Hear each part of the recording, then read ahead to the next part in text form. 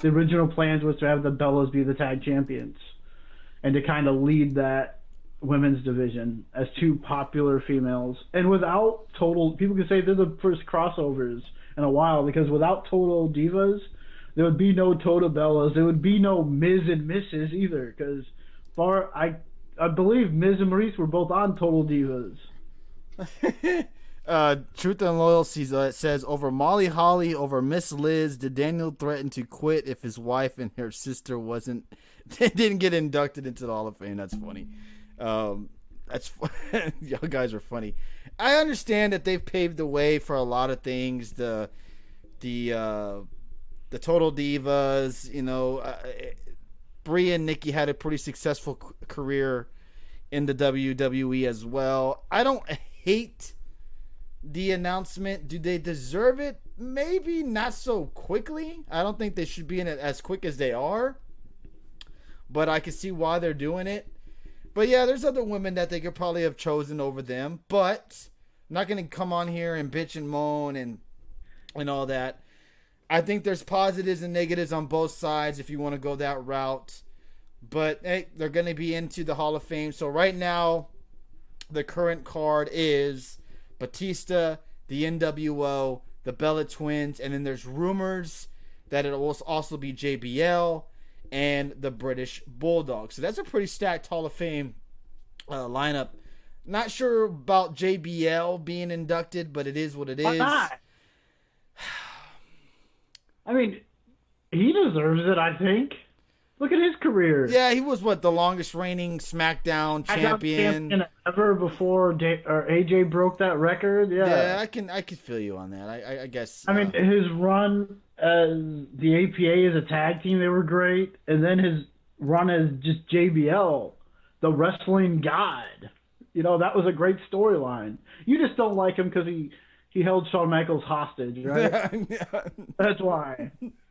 I thought JBL was a great heel. The Eddie Guerrero and JBL stuff. Oh yeah, that was good. That was great good stuff. Steven 2411 says they deserve to be in it. It just feels too soon since they both just retired. That's the feeling I have. I agree with Steven on that. Also, the biggest bully in WWE says bully. JBL is a douche. Okay, yeah, he might be. Fuck, you know how many probably dicks that you don't really know about.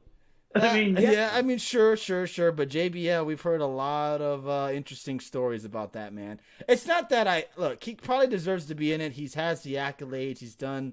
He's had a successful career in the WWE. I just wish it was someone else. That's all. JBL. Didn't the APA go in already? They went in, correct? Or was it just Ron Simmons? Ron Simmons, yeah. Now, I understand JBL. He's been retired for a while. Yeah, it makes sense for him to be in. But I feel like this would have been the perfect opportunity to put Christian in. I really feel like this would have been the perfect opportunity to have him go in, especially since Edge is going to be wrestling at WrestleMania. That would have just been the cherry on top. You have Edge induct Christian like Christian inducted Edge. And you get it the night before his big match, or a couple of nights before his big match against Randy Orton.